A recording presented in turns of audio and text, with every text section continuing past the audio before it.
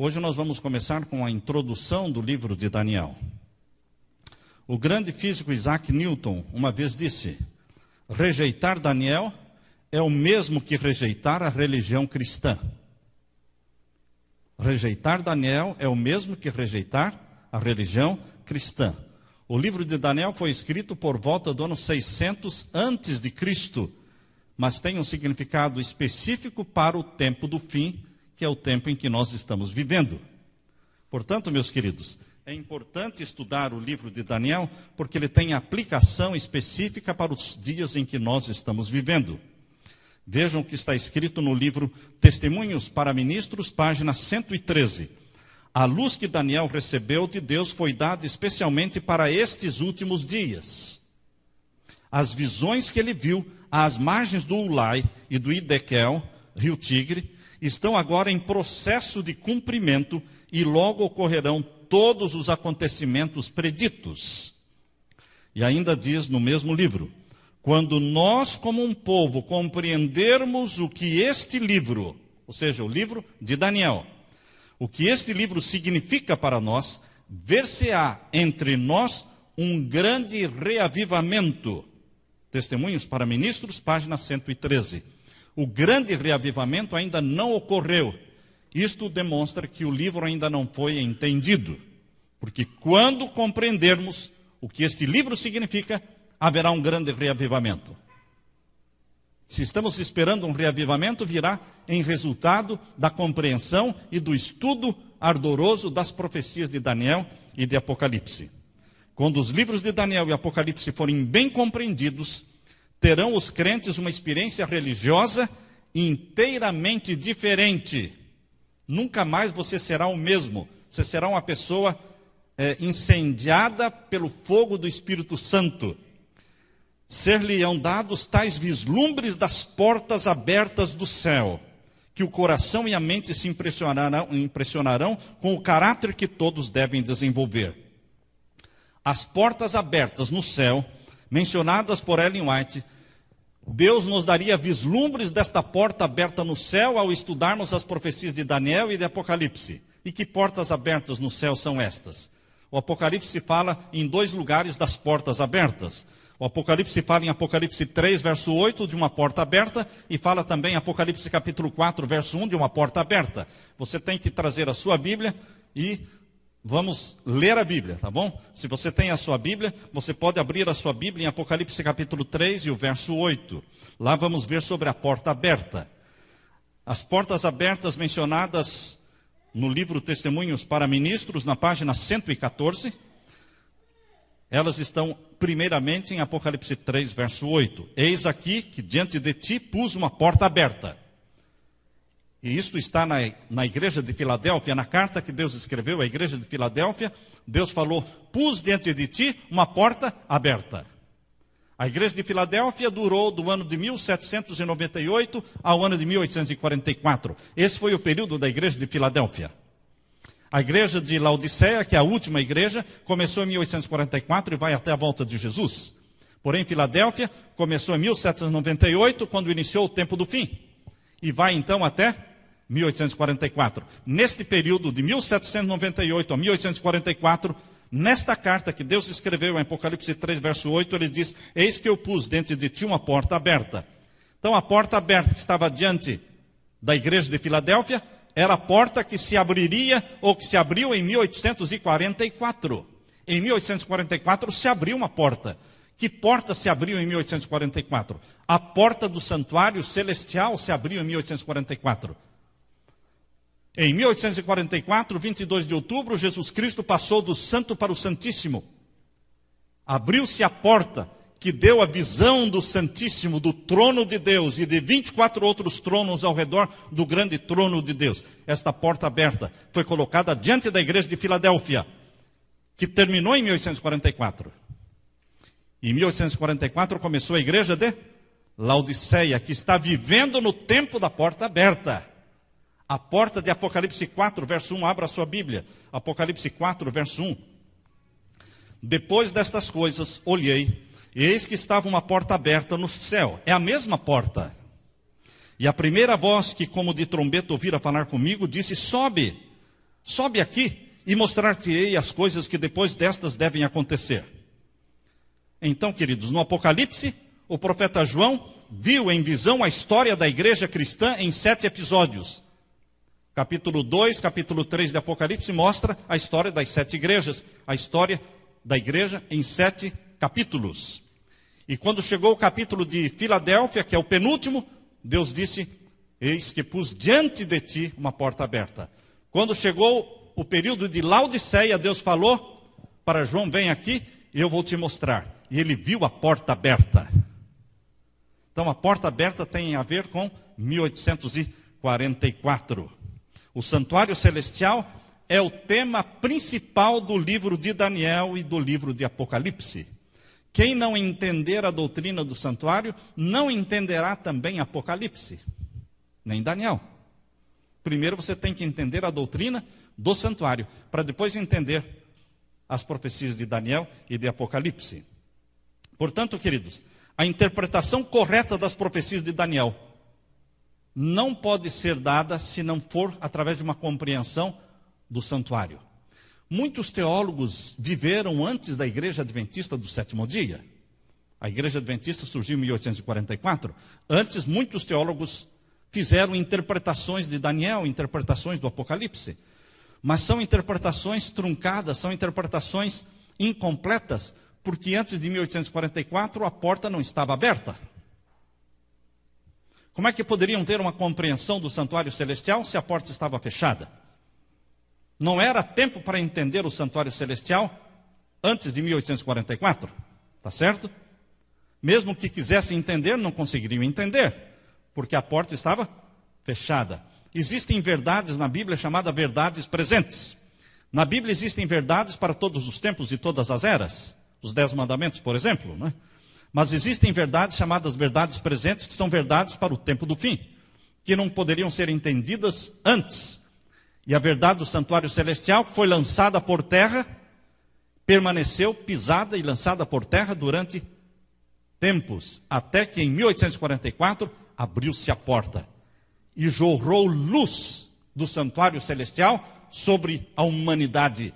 E surgiu na terra um movimento explicando o santuário celestial. Movimento adventista do sétimo dia, surgiu em 1844, explicando a doutrina do santuário celestial. Explicando qual é essa porta aberta. E quem entrou por essa porta aberta. E por que Jesus entrou pela porta aberta em 1844. Este foi o movimento adventista em 1844. As coisas reveladas a Daniel, diz no livro Testemunho para Ministros, página 114. Testemunhos para Ministros, página 114, diz: as coisas reveladas a Daniel foram mais tarde completadas pela revelação feita a João. Estão percebendo? O que foi revelado para Daniel, Daniel não entendeu tudo o que ele escreveu. Por isso Deus disse: sela. O livro de Daniel foi um livro selado. Mas a parte selada de Daniel não foi o capítulo 1, 2, 3, 4, 5, 6 e 7. A parte selada do livro de Daniel não tem a ver com a sucessão dos impérios, Babilônia, Medo-Pérsia, Grécia e Roma. Essa não é a parte selada do livro de Daniel. A parte selada do livro de Daniel, e que ele não conseguia entender, é do capítulo 8 para frente. Quando ele realmente perdeu o sono, ficou sem comer, e não havia quem entendesse a profecia do capítulo 8, as 2.300 tardes e manhãs. Isso realmente fez com que Daniel queimasse a pestana, não é? Porque ele não entendia. E Deus disse a Daniel: esta profecia é para o tempo do fim. Daniel não entendeu, porque não era para o tempo dele. Mas o tempo do fim começou biblicamente em 1798.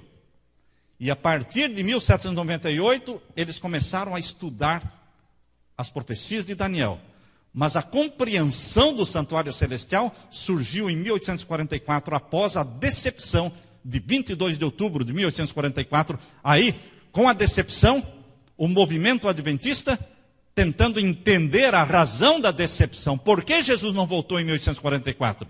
Se é que a profecia acabou em 1844, as 2.300 tardes e manhãs, os 2.300 anos, terminaram em 1844. Por que Jesus não voltou?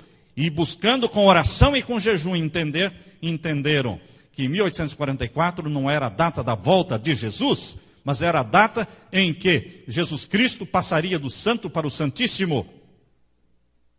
Assim como no santuário da terra, o sumo sacerdote, uma vez por ano, entrava no Santíssimo, também Jesus Cristo, que quando morreu e subiu ao céu, começou a trabalhar como nosso sacerdote e advogado. Um dia, ele se tornaria nosso juiz. E começaria o processo de julgamento, o juízo celestial. E isso ocorreu exatamente no dia 22 de outubro de 1844. Razão porque a porta se abriu. E Jesus passou do Santo para o Santíssimo. E recebeu das mãos do Pai o livro selado com 7 selos.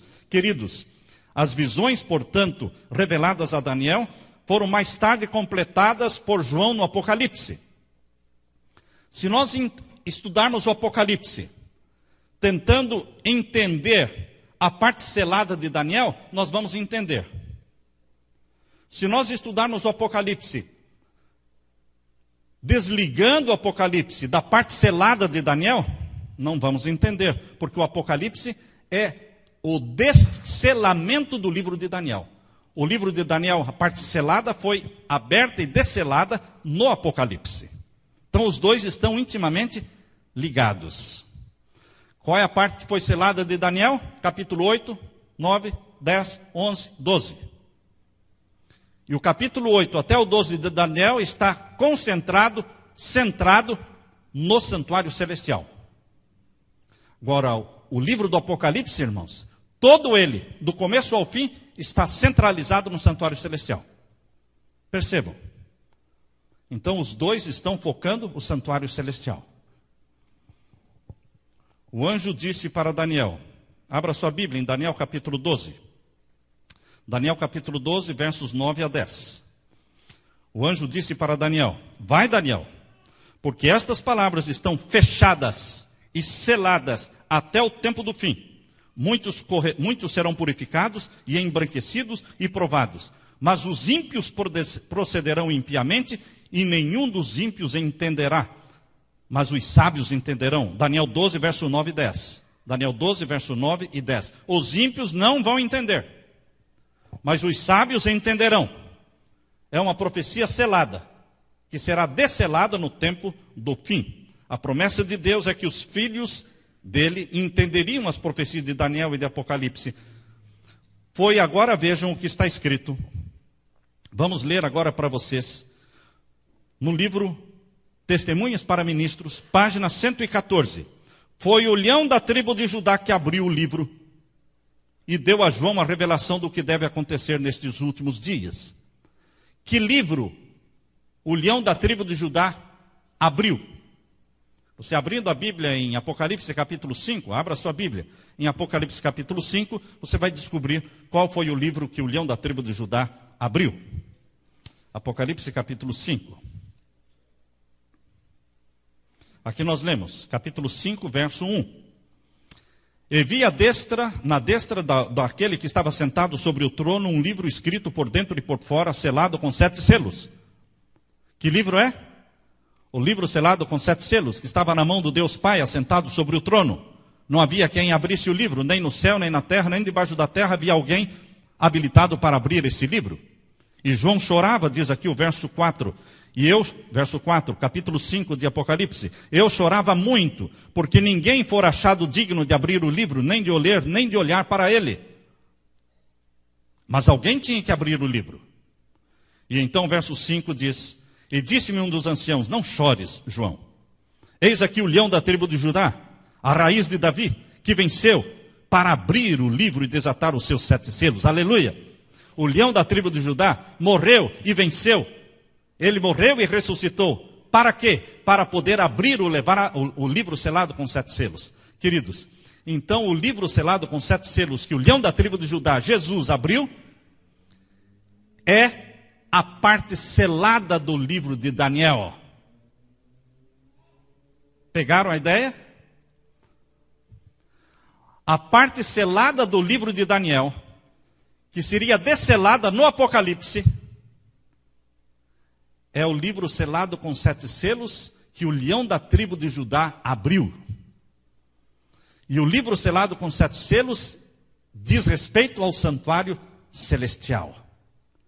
Porque Jesus Cristo viu o trono branco do Pai, capítulo 4, verso 2, né? Capítulo 4, verso 2, viu um trono branco. Viu também 24 outros tronos. Estão lendo aí na Bíblia? De Apocalipse, capítulo 4, verso 2. E logo fui arrebatado em espírito, e eis que estava um trono posto no céu, e assentado um sobre o trono. E agora o verso 4. E ao redor do trono havia 24 outros tronos. O que João viu em visão foi a sala do juízo. João viu em visão o tribunal celestial. Um trono e 24 outros tronos. E aí viu que na mão daquele que estava sentado sobre o trono existia um livro selado com 7 selos. Ninguém podia abrir. Mas era um livro importante. Porque nem o Pai podia abrir. Nem os anjos podiam abrir. Ninguém podia abrir. Mas se o Pai é o juiz do universo, se o Pai está sentado sobre o trono, com toda essa autoridade, por que ele não podia abrir o livro selado com 7 selos? Esse livro, irmãos, tinha um conteúdo que dizia respeito ao próprio Pai. Ninguém legisla em defesa própria. Ninguém se defende. Alguém acusado tem que ter alguém que o defenda. E o Pai foi acusado por Satanás lá no céu. O Pai foi acusado por Satanás lá no céu. E por que o Pai foi acusado? Porque não deu a Satanás o título de arcanjo, chefe dos anjos, mas deu a Jesus Cristo o título de arcanjo, Miguel, o chefe dos anjos. Isso revoltou Lúcifer.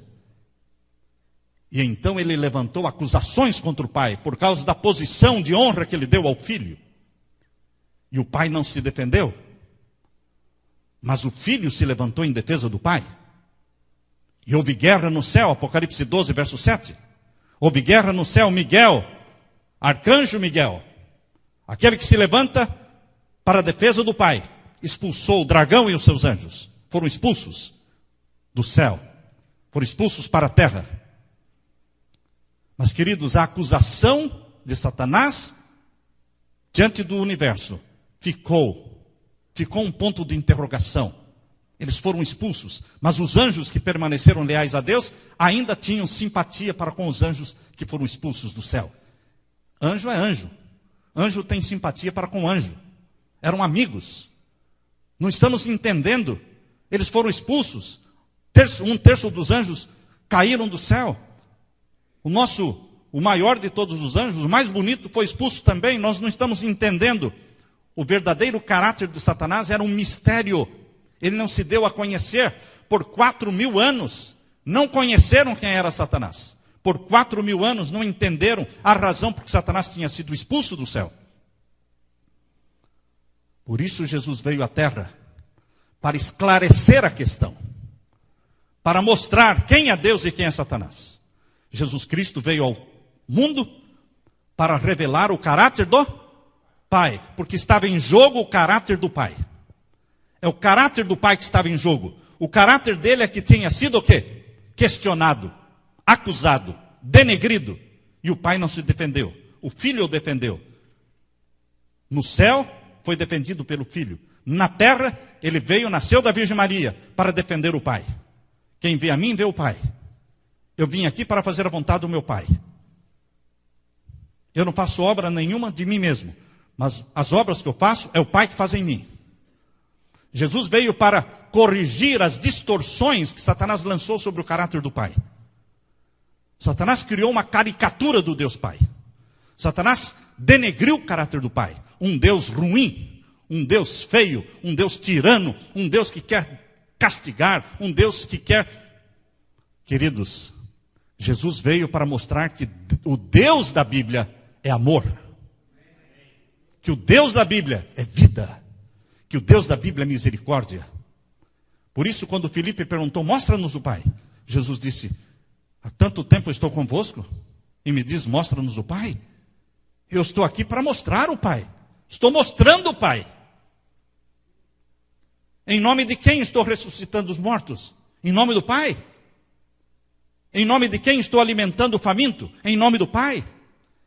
Em nome de quem devolvi o filho da viúva de Naim? Em nome do meu Pai? É o meu Pai que me mandou fazer as obras de misericórdia? Meu Pai não é este monstro que o diabo pintou? Meu Pai não é este tirano que o diabo pintou? Eu vim aqui para corrigir as distorções. Olha, todo esse amor que vocês veem em mim pelas pessoas é o amor do Pai. E foi o Pai que pediu para eu morrer na cruz por vocês. Esse é o Pai. Então Jesus Cristo corrigiu, irmãos, as distorções. E quando Jesus morreu na cruz, acabaram as dúvidas. Quando Jesus morreu na cruz, e o Pai deixou Jesus morrer na cruz, para salvar a humanidade, não ficaram mais dúvidas na mente dos anjos no céu, que Satanás era um assassino e que Deus é amor, Deus é misericórdia e Deus é justiça. Mas ainda, queridos, as acusações não tinham sido refutadas em corte. Então, meus queridos, depois que Jesus Cristo morreu na cruz, foi marcado o dia da corte. Foi marcado o dia da corte. A corte em que o nome de Deus seria justificado, limpo das acusações de Satanás, em corte. E a corte celestial foi marcada para o final das 2.300 tardes e manhãs, para o dia 22 de outubro de 1844, no final dos 2.300 anos, começou a corte. Foi nesse dia, 22 de outubro de 1844, que o leão da tribo de Judá, capítulo 5, e o verso 5 de Apocalipse, foi nesse dia, 22 de outubro de 1844, capítulo 5, verso 5, que o leão da tribo de Judá se apresentou e disse: eis-me aqui. Não chore, João. Não chore, João. Porque existe alguém que pode abrir o livro selado com 7 selos e defender o Pai. E salvar a humanidade. Porque Jesus Cristo, o leão da tribo de Judá, diz aqui, raiz de Davi, verso 5, venceu. Por que ele venceu? Jesus tinha um propósito ao vir à terra e morrer por você. Ele adquiriu a autoridade de abrir o livro selado com 7 selos e defender o Pai. Pegar o livro da mão do Pai. O Pai entregou o livro na mão do Filho. E o Filho disse: deixa comigo, Pai. Eu tenho essa autoridade porque eu morri e eu venci. E agora diz o verso 7, irmãos, que o leão da tribo de Judá, verso 7, e veio. Estão lendo comigo? E veio. Quem veio? O leão da tribo de Judá, a raiz de Jessé. Ele veio. Veio a quem? Ao Pai. Aonde? No Santíssimo. Para fazer o quê? Pegar o livro. Ele veio, tomou o livro, verso 7, da mão direita do Pai, que estava sentado no trono. Queridos, por isso nós estamos dizendo que, quando Deus deu as visões para Daniel, do capítulo 8, 9, 10, 11 e 12, ele selou aquela visão, porque não era para aquele tempo, era para o tempo do fim. E agora, Ellen White fala no livro Testemunhos para Ministros, páginas 115, 114 e 115, fala, o leão da tribo de Judá, que abriu o livro e deu a João a revelação do que deve acontecer nestes últimos dias. O conteúdo do livro selado com 7 selos não diz respeito à história passada. O conteúdo do livro selado com 7 selos diz respeito, diz Ellen White, aos acontecimentos dos últimos dias. Está claro isso, irmãos? Por que eu dou tanta ênfase nisso? Porque se nós interpretarmos o conteúdo do livro selado com 7 selos como sendo a história passada da igreja, não faz sentido, irmãos. Porque esse livro foi desselado pelo leão da tribo de Judá em 1844. Para contar o passado ou para mostrar o futuro? Para que existe profecia? Para mostrar o passado ou para apontar para o futuro? Profecia aponta para o futuro, irmãos. O livro selado com 7 selos não foi desselado antes de 22 de outubro de 1844, porque só então o filho, o leão da tribo de Judá, veio à presença do pai e recebeu o livro selado com 7 selos. Esta é a parte selada do livro de Daniel, desselada no livro do Apocalipse.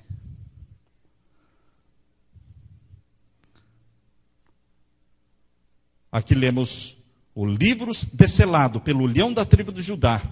É a porção selada do livro de Daniel. As profecias seladas de Daniel não seriam mesmo entendidas antes do tempo do fim. Mas nós estamos vivendo no tempo do fim. E é isso que é mais... Nós estamos vivendo mais do que o tempo do fim. Nós estamos vivendo no fim do tempo. Fim do tempo é mais tempo do fim do que qualquer outra coisa. No fim do tempo. Foram exatamente essas cenas mostradas a João no capítulo 4 e 5 do Apocalipse, a sala do juízo. E a passagem de Jesus do Santo para o Santíssimo. Daniel ficou na sua sorte, irmãos, para dar seu testemunho, que foi selado até o tempo do fim, quando devia ser proclamada ao mundo a mensagem do primeiro anjo. Observem. Para entendermos as profecias de Daniel, precisamos aceitar a explicação que o próprio Jesus deu a João no Apocalipse. Jesus disse que o livro de Daniel é descerrado na revelação feita a João e nos transporta para as últimas cenas da história da terra. Isto está em Testemunhos para Ministros, página 115. A parte selada do livro de Daniel diz respeito ao juízo celestial. O tema central de Apocalipse e de Daniel é o santuário celestial. Agora eu vou ler para vocês o que está escrito em Testemunhos para Ministros. Testemunhos para Ministros, página 115. O pecado é a transgressão da lei. E os que não aceitarem a luz com relação à lei de Deus, não compreenderão a proclamação da primeira, segunda e terceira mensagens angélicas. A lei de Deus foi pisada até 1844. Em 1844, ao ser restaurada a verdade do santuário celestial, foi restaurada também a validade da lei de Deus. A primeira mensagem angélica, a segunda mensagem angélica, as 3 mensagens angélicas de Apocalipse 14, elas dizem respeito ao santuário celestial e à restauração da lei de Deus. Eu estou lendo Testemunhos para Ministros. O livro de Daniel é descerrado na revelação feita a João e nos transporta para as últimas cenas da história. Deus declara, portanto, queridos, que nós estamos vivendo no tempo em que o livro de Daniel deve ser entendido, juntamente com o Apocalipse, e haverá um grande reavivamento no povo de Deus. Nós estamos no limiar de grandes e solenes acontecimentos. Muitas das profecias estão prestes a se cumprir em rápida sucessão. Repetir-se-á a história passada. A história será repetida. Estudem o Apocalipse em ligação ao livro de Daniel, pois a história vai se repetir. Satanás tem cegado o espírito de muitos, de modo que se tem contentado com qualquer escusa para não tornarem o Apocalipse motivo do seu estudo. Porém, os livros de Daniel e Apocalipse deveriam ser encadernados juntos e publicados.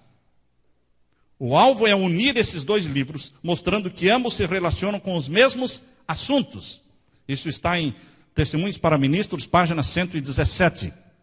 Vejam, 116, 117. O livro de Apocalipse e de Daniel falam dos mesmos assuntos. Se o livro de Daniel e Apocalipse falam dos mesmos assuntos, e se o assunto principal da parte selada de Daniel 8 em diante é o santuário celestial, e ele foi desselado pelo leão da tribo de Judá, então, queridos, é porque o livro que o leão da tribo de Judá desselou no Apocalipse 5 diz respeito ao santuário celestial. Dá para você ver o link? Esse é o link. Pastor Robert Dean Davis, que é doutor aqui na AUC, Ele fez o doutorado dele na Andrews, ele escreveu uma tese. A tese dele é sobre Apocalipse 4 e 5, mostrando que Apocalipse 4 e 5 se aplicam ao santuário, ao juízo celestial.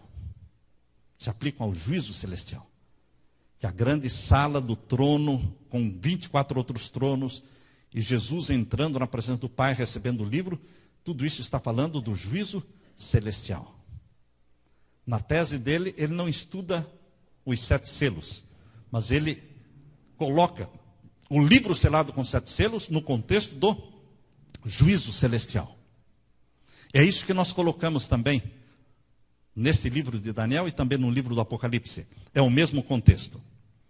Agora, irmãos, para que tempo foi escrito o livro de Daniel? Daniel 12, verso 4. Abra sua Bíblia em Daniel 12, verso 4. Para que tempo foi escrito o livro? Vamos ler esse verso. Daniel capítulo 12 e o verso 4. Aqui lemos: E tu, Daniel, fecha estas palavras e sela este livro até o fim do tempo. Muitos correrão de uma parte para outra, e a ciência se multiplicará. Muitos usam esse texto, e a ciência se multiplicará, para falar do telefone, da televisão, do iPhone, do iPad, dos aviões, enfim, da tecnologia. Mas, queridos, Deus não está falando da ciência tecnológica. Muitos correrão de uma parte para a outra, e a ciência se multiplicará. A ciência profética, a ciência do estudo, da compreensão da Bíblia. Esse é o conhecimento profético, porque o que estava selado era esta parte selada do livro de Daniel, que seria desselado no tempo do fim. E o conhecimento da profecia de Daniel e de Apocalipse aumentaria assustadoramente no tempo do fim. Por isso que o povo de Deus precisa estudar Daniel e Apocalipse, porque a parte selada foi desselada, foi aberta. Hoje o Apocalipse é um livro aberto. Lemos ainda no capítulo 12, verso 9, de Daniel, capítulo 12, verso 9. E ele disse: Vai, Daniel, porque estas palavras estão fechadas e seladas até o tempo do fim. Todos os teólogos adventistas entendem que o tempo do fim começou em 1798. E de lá para cá, as profecias começaram a serem entendidas. Porém, mais especificamente em 1844 para cá, quando começou a igreja de Laodiceia. O saber se multiplicará. No final do século XVIII, irmãos. Final do século XVIII foi 1798. Final do século XVIII. E o início do século XIX. Século XIX, 1800, né? Despertou-se um novo interesse nas profecias de Daniel. Em várias partes do mundo, pessoas começaram a estudar e a publicar livros sobre Daniel de uma hora para outra. Percebam, na Inglaterra, o pastor Edward Irving, isso foi em 1826, foi profundamente afetado pelo livro de Lacunza. Manuel Lacunza era um padre que publicou um livro sobre a volta de Jesus. E Edward Irving, pastor na Inglaterra, foi tocado pelo livro de Manuel Lacunza, e ele também escreveu um livro sobre o juízo, sobre a volta de Jesus. Isso na Inglaterra. No Oriente Médio, o Dr. José Wolff, por 24 anos, Dr. José Wolff, de 1821 a 1845, viajou extensamente pela África, visitando o Egito, visitando a Abissínia, na Ásia, atravessando a Palestina, Síria, Pérsia, Bucara, Índia. Visitou os Estados Unidos no ano de 1837 e ficou conhecido como missionário de todo o mundo. Dr. José Wolff, pregando sobre as profecias de Daniel. Na América do Sul, Manuel Lacunza, um padre, 1731 a 1801, jesuíta espanhol, escreveu o livro La Venida del Messias em Glória e Majestade, traduzido em inglês em 1825. Na França e Suíça, o pregador Louis Gosselin.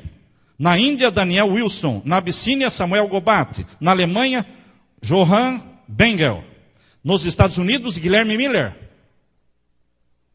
Estamos marcando para visitar a fazenda do Guilherme Miller e a capela de Guilherme Miller no dia 22 de outubro deste ano, 2011.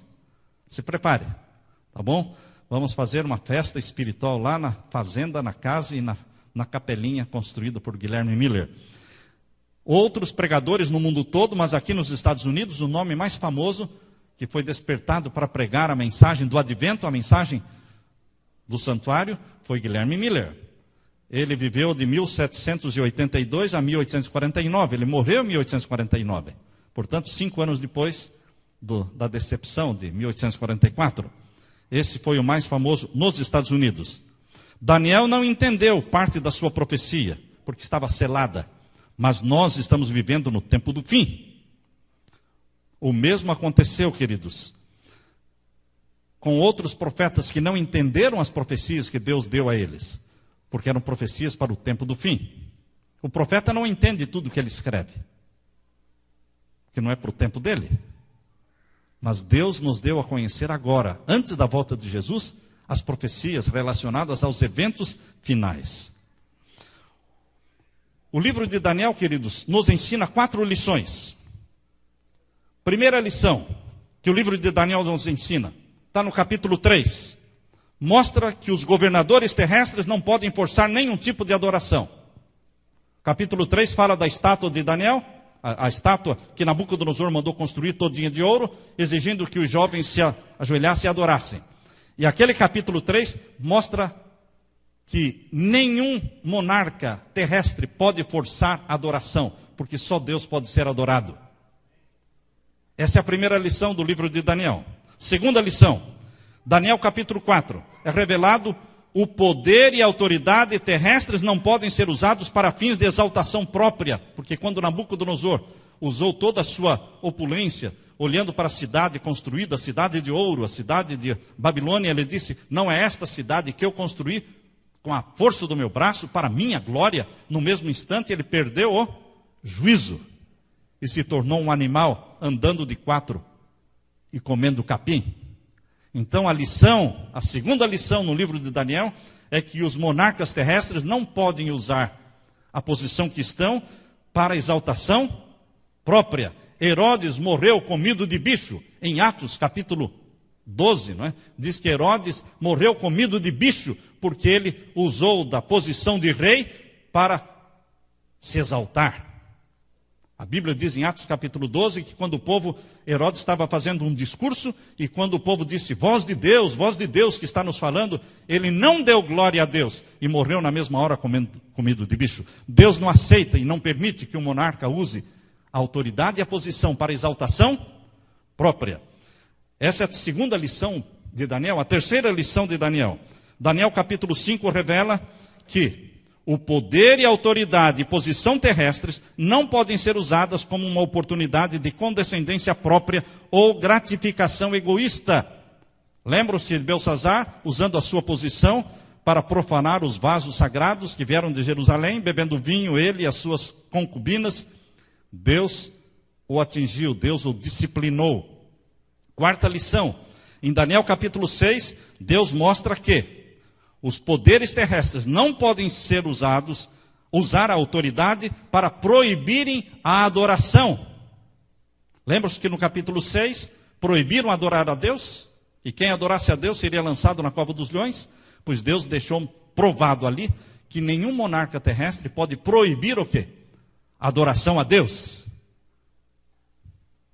Deus libertou Daniel da cova dos leões para mostrar que Deus é o único a ser adorado, digno de adoração, e ninguém pode proibir que o povo o adore. Queridos, a progressão das profecias de Daniel é uma coisa que chama atenção. Daniel mostra uma progressão no tempo em suas profecias. Você pode anotar isso. Daniel capítulo 2 mostra isso que nós estamos fazendo hoje, é uma introdução ao livro de Daniel, certo? Nós não estamos estudando o livro de Daniel, nós estamos fazendo só a introdução. Essas são as primeiras páginas do livro. As primeiras páginas do livro são a introdução. Agora que vem o capítulo 1, que não vai ser hoje, não é? Vai ser na próxima aula. Estamos terminando. Então, mas o livro de Daniel mostra uma progressão no tempo, irmãos. O capítulo 2 de Daniel mostra uma estátua com cabeça de ouro. Quem quer completar? Peito e braços de prata, quadril de bronze, pernas de ferro e pés em parte de barro e parte de ferro. Aí, essa visão dada no capítulo 2, este sonho que Nabucodonosor teve, mostra a sucessão dos 4 impérios e termina com a queda do Império Romano em 476 da nossa era. 476 da nossa era. Agora, você chega no capítulo 7 e você vai encontrar os 4 animais representando de novo Babilônia, Medo-Pérsia, Grécia e Roma. O leão representando a cabeça de ouro, o urso representando o peito de braça, da Medo-Pérsia, e o leopardo representando o quadril de bronze, que é a Grécia, e o animal terrível, com dentes de ferro, representando as pernas de ferro, que é Roma. Mostra a sucessão dos impérios, igual ao capítulo 2, só que com símbolos de animais e não símbolos de estátua, certo? Mas, quando chega no Império Romano, o capítulo 7 não para no Império Romano. Ele avança mostrando o surgimento do poder papal do Vaticano. Então, e a perseguição que se faria ao povo de Deus, isso aparece no capítulo 7. Essa perseguição vai até 1798, quando terminou a perseguição contra o povo de Deus. 1798. Percebam então, irmãos, que o capítulo 2 leva você até o ano 476. O capítulo 7 leva-nos até o ano 1798. Aí quando você chega no capítulo 8, repete de novo a sucessão dos impérios, não começando com Babilônia, porque Babilônia já tinha caído. Agora o capítulo 8 já começa com a Medo-Pérsia, que era o império que existia no tempo do capítulo 8. Babilônia já não se falava mais, porque não era mais profecia, já era história. Babilônia já tinha se passado. Profecia trata de acontecimentos de hoje para frente. Profecia não trata de acontecimentos de hoje para trás. Por isso que o capítulo 8 de Daniel não começa com Babilônia, começa com a Medo-Pérsia, porque Babilônia já tinha caído. Mas, começando com a Medo-Pérsia, o capítulo 8 avança, passa o ano 476, passa o ano 1798 e vai até 1844. Ele avançou no tempo. Essa é a profecia do capítulo 8. Se, queridos irmãos, agora analisem. Se a primeira profecia leva-o até 476, a segunda leva-o até 1798 e a terceira profecia leva até 1844, o que nós esperamos da quarta profecia de Daniel, que é o capítulo 11 e 12? O capítulo 11 e 12 é a maior profecia do livro de Daniel. E é a menos estudada.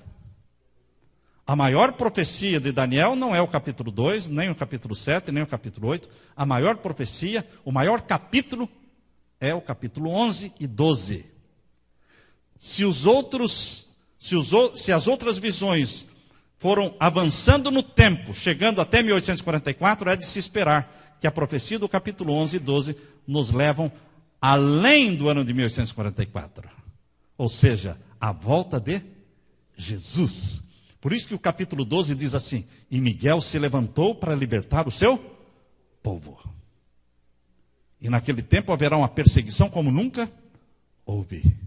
Estão vendo isso? Capítulo 12, abra sua Bíblia. Por isso que a última visão de Daniel não para em nenhum ano, irmãos. Não para em nenhuma data. Ela avança, avança, avança até chegar aonde? Na volta de Jesus. Mostrando Miguel se levantando para libertar o seu povo. Daniel capítulo 12, verso 1. Daniel capítulo 12, verso 1. E naquele tempo, que tempo? No tempo em que a visão do capítulo 11 ia alcançar o seu clímax. Naquele tempo, o grande príncipe, Miguel, se levantará. Este que se levanta pelos filhos do teu povo. E haverá um tempo de angústia, qual nunca houve, desde que houve nação até aquele tempo. Mas naquele tempo livrar-se-á o teu povo, todo aquele que se achar inscrito no livro. Amém? Está falando dos nossos dias. Miguel ainda não se levantou, mas ele vai se levantar. No momento em que sair o decreto dominical, no tempo em que vier a perseguição e houver a sacudidura da igreja de Deus, no tempo em que nós tivermos que abandonar as cidades, fugir das cidades, no tempo em que você estiver sendo caçado, lembre-se, você não está sozinho. O anjo do Senhor se acampa ao redor do povo de Deus. E Miguel está de olhos sobre nós. Seus olhos estão sobre nós, cuidando, porque somos a menina dos seus olhos. Ele nos protege, ele nos ama. Por isso a Bíblia diz, Miguel, o grande príncipe, se levanta para libertar o seu povo. Amém? Esse é o consolo que Deus nos dá. Esta é a profecia de Daniel para os nossos dias. Amém, irmãos? Amém. Aleluia.